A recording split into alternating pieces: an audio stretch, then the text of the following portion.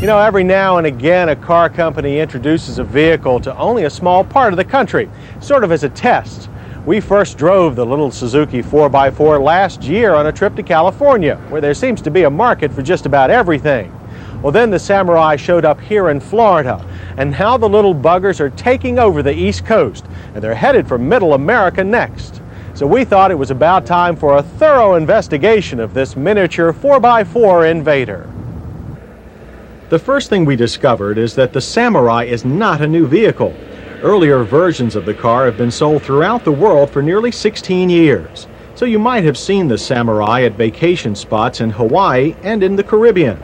But most Americans were only introduced to it last year. Suzuki says the Samurai didn't have quite enough power or flash for mainland America until now. The Samurai is a purposeful-looking little vehicle. Our staff descriptions range from cute all the way to handsome. The body is well finished with excellent fit all round. The paint job with its sporty trim also gets high marks. We tested both an 86 hardtop and 87 open-top Samurai. This year's model gets larger mirrors, but they still could be even larger. The new locking gas cap is large and easy to grip, even if you've got 10 thumbs. The hardtop Samurai can go convertible for summer, but it will take some effort. Our open-top test model came equipped with a thin canvas top that was literally a snap to put up and down, using more Velcro than metal fasteners.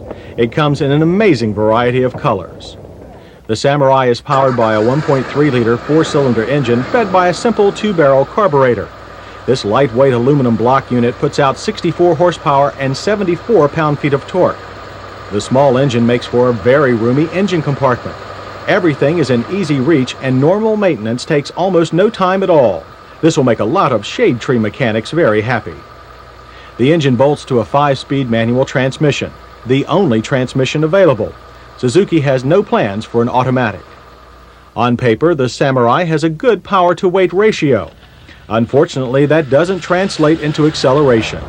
Our Samurais went from 0 to 60 in a very slow 17.2 seconds and loitered through the quarter mile in 21.2 seconds at 62 miles per hour. That's slower than most diesel-powered cars. And on the highway, it means you have to pay constant attention to the throttle to keep a steady speed.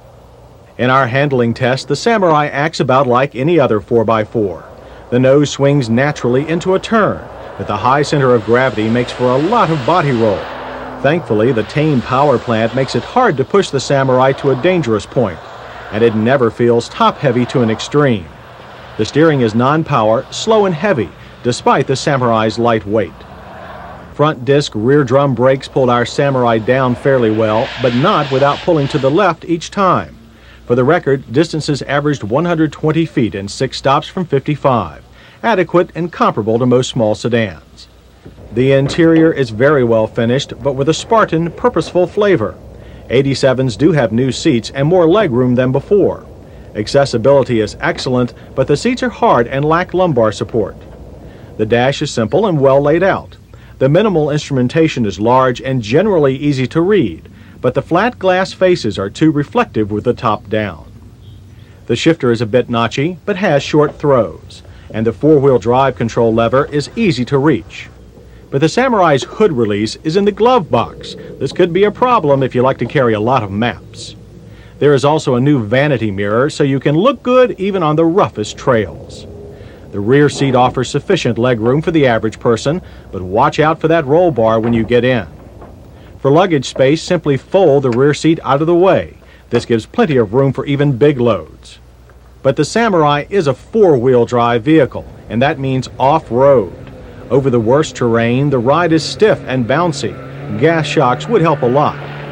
But the Samurai's short 35-foot turning circle makes for easy maneuvering even in tight places. To change between 2- and 4-wheel drive, you have to stop and engage the manual locking hubs. The transfer case offers both a high and low gear range. If you want to customize your Samurai, the dealer has what's called a personalization center. It offers over 60 optional accessories, most of which bolt right on. But the best feature of this fun-filled little vehicle is its price.